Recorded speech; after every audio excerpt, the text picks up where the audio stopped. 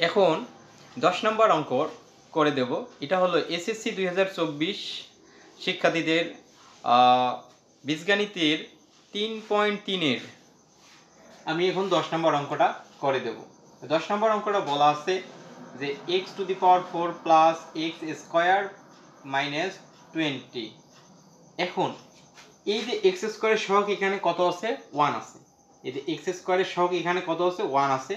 তো 1 আছে তাই লেখা হয় না। এখন আমাকে এই 20 সংখ্যাটাকে ভাঙাইতে হবে। তাহলে এর সাথে একটা সহগ আছে 1, তো 1 দিয়ে 20 যদি গুণ দেই তাহলে 20 কি আমার হচ্ছে 20। এখন এই 20 কে ভাঙাইতে হবে। 4 5 কত হয়? 20। এখন এর সহগ যেহেতু এই জায়গায় 1 আছে তাই লেখার দরকার হচ্ছে না। এখন 5 আর 4 কি করলে 1 হয়? নিশ্চিত বিয়োগ করলে কত হয়? 1 হয়। কিন্তু এই জায়গার মধ্যে আছে প্লাস, কি আছে? প্লাস। আর সাথে আছে কি? x square. তাহলে এর সাথে দেব x স্কয়ার, এর সাথে দেব আমি x স্কয়ার। তার মানে আমি লিখতে পারি x⁴ plus 5x square minus 4x square minus 20। এখন 5টা x স্কয়ার থেকে 4টে বাদ দিলে থাকে আমার ঘরে একটা থাকে। তো এখন দেখো এখান থেকে আমি x স্কয়ারটা কমন নেই। এই x স্কয়ারটা কমন নিলাম, তো 4টের থেকে 2টা গেলে আর থাকতেছে আমার ওখানে 2টা, প্লাস থাকতেছে 5 মাইনাস আমি 4 কমন নিলাম, থাকতেছে আমার x স্কয়ার মাইনাসে মাইনাসে হচ্ছে কি আমার প্লাস। 4 দিয়ে 20 যদি ভাগ দিই 4 5 কত আসে? 20।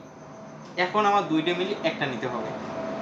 x স্কয়ার প্লাস 5 কমন নিলাম, 2টা মিলে একটা।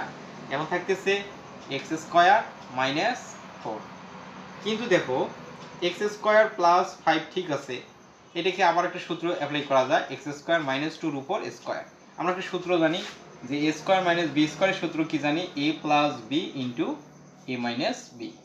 তা এটা আবার এরকম সূত্র, এটা মনে মনে ধরি a, এটা মনে মনে ধরি b। তাহলে অলরেডি আমার হবে কি x square plus 5 into x plus 2 x minus 2।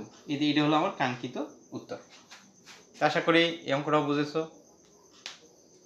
আজকে পর্যন্ত, আল্লাহ হাফেজ।